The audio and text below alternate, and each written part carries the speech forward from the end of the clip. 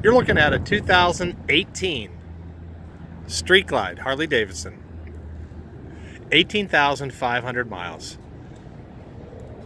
And this motorcycle has some extras.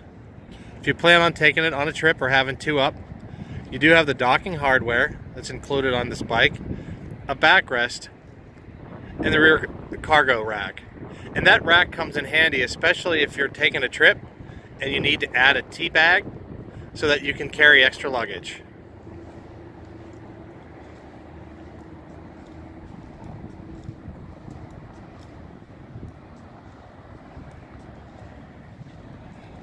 Again, it's a 2018 Harley-Davidson Street Glide.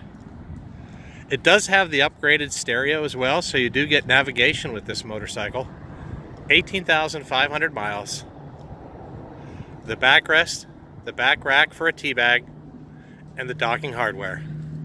Only a Desert Wind Harley-Davidson.